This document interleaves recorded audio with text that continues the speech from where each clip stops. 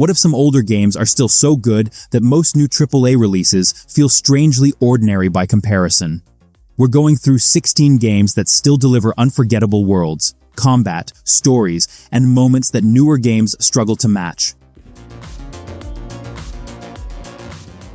I still remember the first time Red Dead Redemption 2 made me stop playing just to watch the world around me. You can ride for minutes without doing anything important, and somehow it never feels boring. One moment you're tracking an animal through the snow, and the next you're stumbling into a random encounter that turns into a story of its own. What really makes this game special is how much detail exists between the big moments. Arthur Morgan feels like a real person, and his relationships slowly change depending on what you do. Even the gunfights have weight to them. They're messy, loud, and sometimes completely unexpected. I'll admit the opening is slower than most modern games, and the controls can feel clunky at times. But once everything clicks, Red Dead Redemption 2 becomes incredibly hard to leave behind. Few games have ever made a fictional world feel this alive.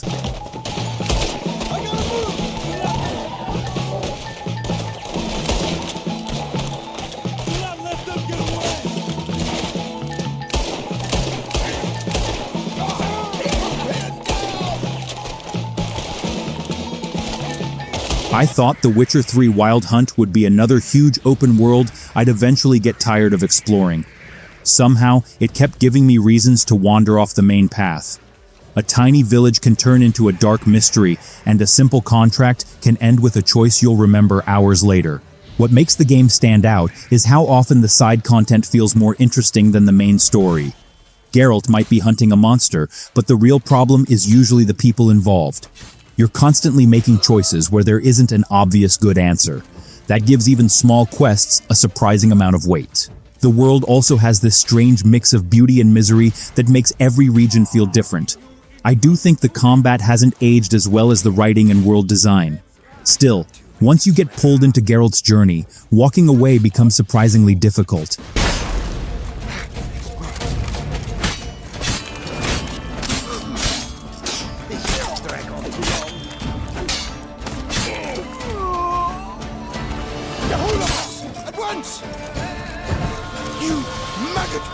The first time I stepped into Elden Ring, I had no idea where I was supposed to go, and honestly, that was the best part.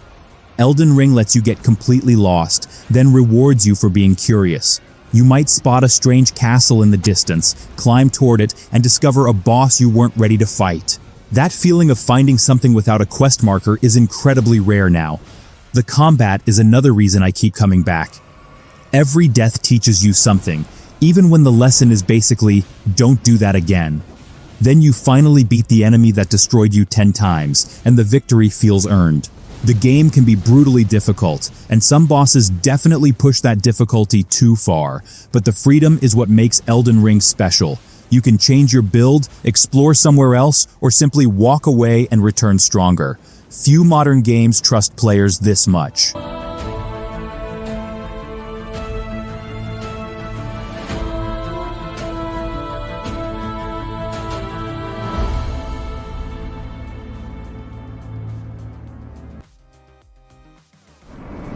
I went into Baldur's Gate 3 expecting a great role-playing game, but I wasn't prepared for how much freedom it gives you. You can walk into a situation with one plan, make one terrible decision, and suddenly create an entirely different story. I love how the game doesn't constantly push you toward the obvious solution. Sometimes talking works, sometimes sneaking works, and sometimes you can just throw something at the problem and somehow get away with it. The characters are another huge reason this game works so well. Your companions actually feel like people with their own opinions, secrets, and problems. Some of the best moments happen when a conversation goes somewhere you never expected. Even failure can create a story worth remembering. The biggest downside is that the sheer amount of choice can feel overwhelming at first. But once you understand that there isn't one correct way to play, Baldur's Gate 3 becomes incredibly addictive. It's the kind of game where your mistakes can become your favorite memories.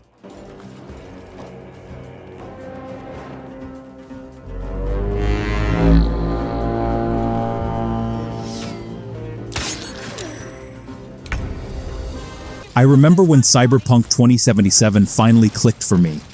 I stopped worrying about the main story and just started exploring Night City.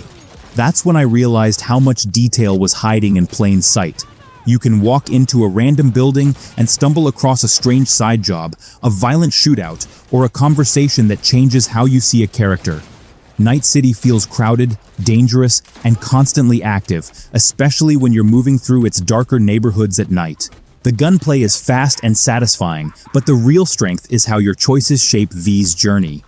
Different builds can completely change how you approach the same situation.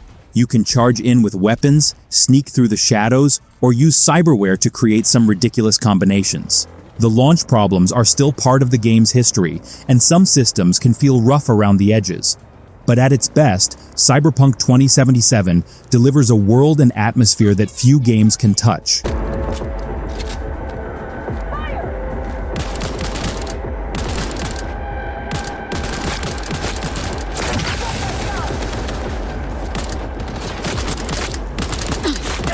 God of War Ragnarök surprised me because it never needed to constantly prove how big its world was.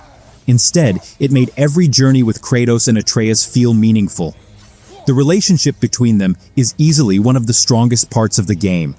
Their conversations can turn a simple walk through the environment into something you'll actually remember.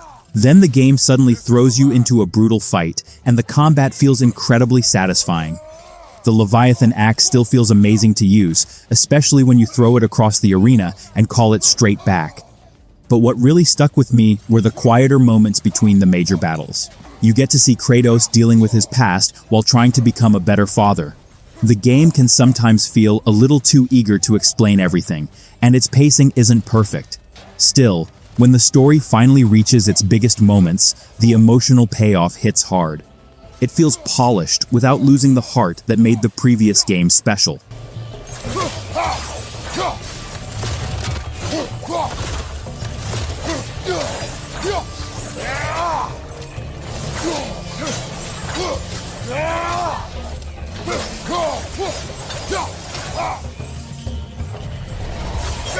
The first time I rode across Ghost of Tsushima, I honestly forgot I was supposed to be following a mission. The wind was moving through the grass, birds were leading me toward hidden places, and the whole island felt strangely peaceful. Then you turn a corner and suddenly you're facing a group of enemies, and the game shifts from quiet exploration to intense sword combat. Jin's journey also gives the game more weight than a simple revenge story. He's constantly caught between the samurai code he was raised with and the tactics he needs to survive. I especially loved those moments when you approach a fight and decide to face enemies head-on instead of sneaking around. The duels are tense, clean, and incredibly satisfying when you finally read your opponent's attacks. Some activities can become repetitive later on, and the open world follows a familiar formula. But the atmosphere, swordplay, and beautiful exploration still make Ghost of Tsushima feel remarkably timeless.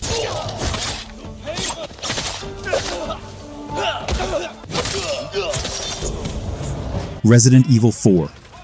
Remake wastes almost no time reminding you why survival horror can still feel exciting.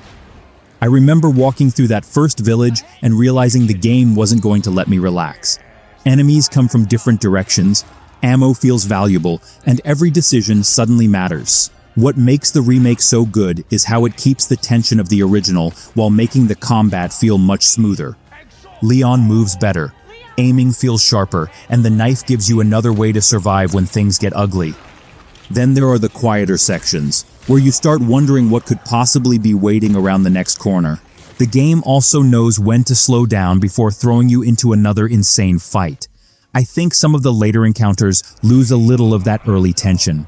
Still, the balance between horror, action, exploration, and ridiculous moments is incredibly hard to beat. It's one of those remakes that doesn't just preserve a classic, it makes the whole experience feel fresh again.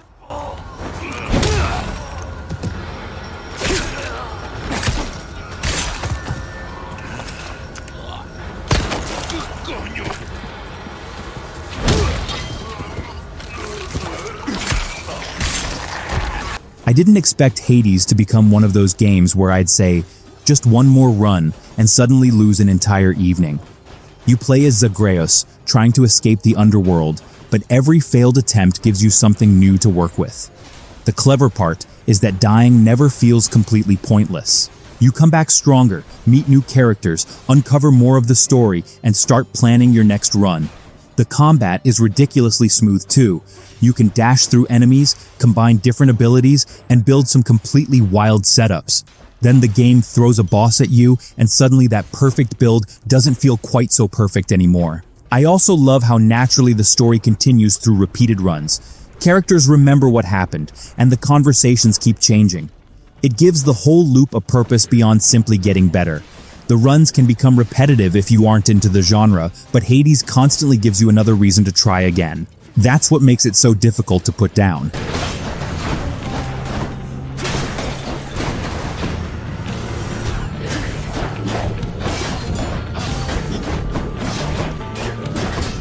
I used to think Sekiro was just another brutally difficult game until one fight finally forced me to stop playing defensively. Sekiro Shadows Die Twice rewards you for standing your ground, learning enemy patterns, and attacking at exactly the right moment. The first time you perfectly deflect a long string of attacks, the combat suddenly makes sense. It feels less like fighting a health bar and more like having an actual sword duel. That rhythm is what makes Sekiro so satisfying. Every enemy teaches you something, and the bosses can completely expose bad habits you've been relying on. I also love how movement works here. The grappling hook lets you escape, reposition, and reach places that feel impossible at first. The game doesn't give you dozens of weapons or builds to hide behind either. You have to learn the combat itself. That can be frustrating, especially when a boss destroys you for the 10th time.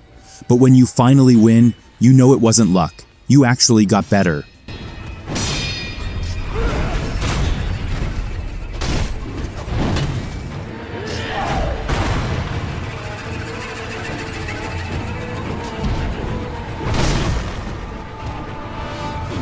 The first few hours of Kingdom Come Deliverance can feel almost hostile, and that's exactly why I remember them.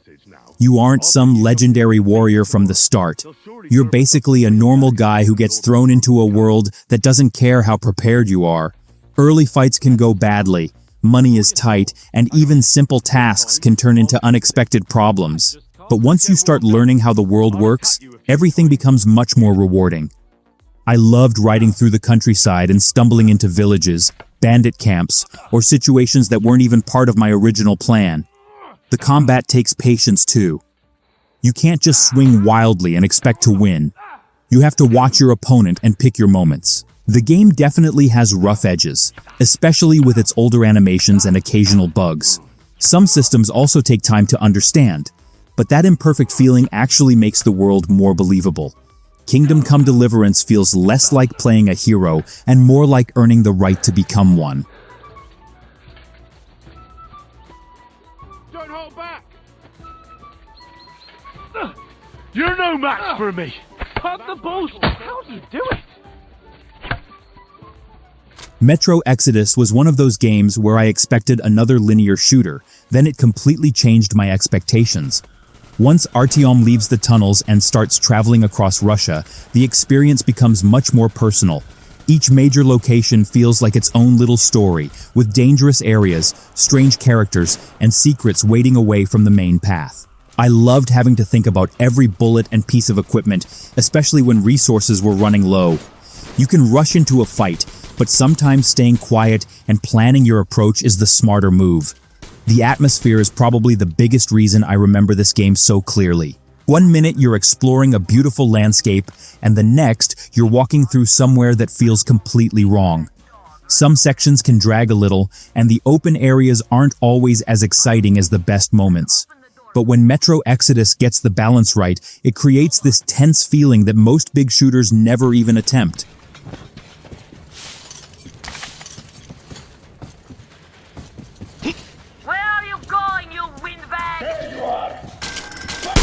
NieR Automata caught me completely off guard because I thought I was playing a stylish action game with robots. Then the story started getting stranger, and suddenly I wasn't looking at the world the same way anymore. You play as 2B, 9S, and A2, and each character gives you a different perspective on what's really happening.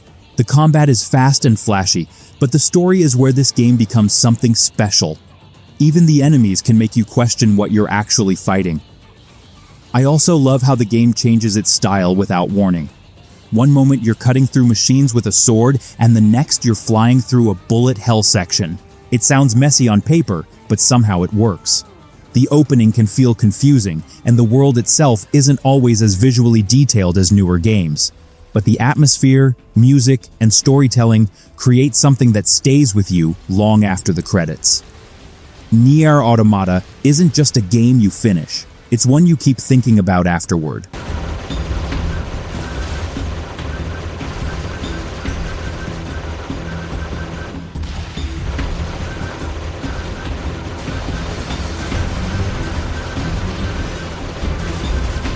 Control starts with a simple trip into a strange government building, then quickly turns into something completely different.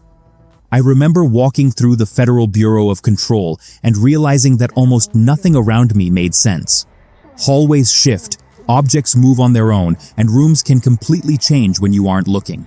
Then Jessie gets her powers, and the game becomes incredibly fun to play. Throwing a desk across a room at an enemy never gets old, especially when you start combining telekinesis with your other abilities. The building itself is also worth exploring because so many weird discoveries are hidden away from the main path. What I really like is how the mystery keeps pulling you forward without explaining everything immediately. You constantly get just enough information to become more curious. The story can get confusing, and some fights become repetitive after a while. But Control has such a unique atmosphere that it still feels unlike most modern AAA games. It's weird, stylish, unpredictable, and completely committed to its own identity.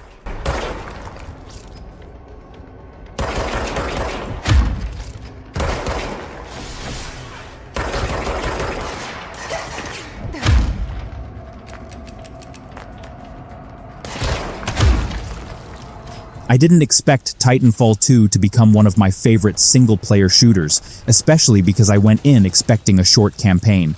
Instead, it keeps introducing new ideas before you even have time to get comfortable. One mission has you running across walls and flying through a massive facility, then another completely changes how you move through the environment.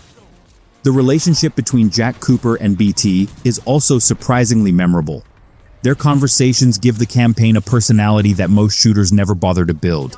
And when you finally climb into a Titan, the entire game changes again. The weapons feel powerful, but you still have to move quickly and think about positioning.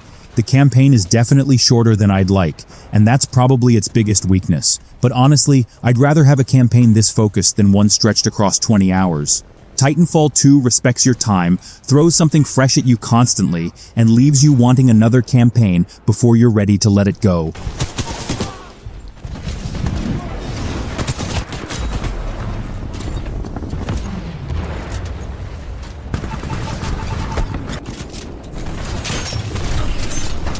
Disco Elysium is the kind of game that made me realize you don't need constant action to create unforgettable gaming moments. You play as a detective who wakes up with almost no idea what happened to him, and things only get stranger from there. Instead of relying on combat, the game puts your choices, thoughts, and personality at the center of everything. You can talk your way through problems, completely embarrass yourself, or make a decision that creates a situation you never expected. What makes it even better is how the game treats your character's mind almost like a group of people arguing inside your head. Sometimes they give you brilliant advice. Other times, they lead you into the worst possible decision. The writing is strange, funny, dark, and surprisingly human. It's definitely not for players looking for fast combat or traditional gameplay. But if you give it time, Disco Elysium becomes an experience that feels completely unlike anything else. Anyway, good night to you.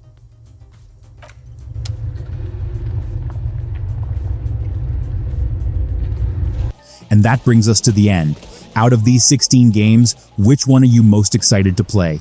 Let me know in the comments, and don't forget to like the video and subscribe for more gaming lists like this.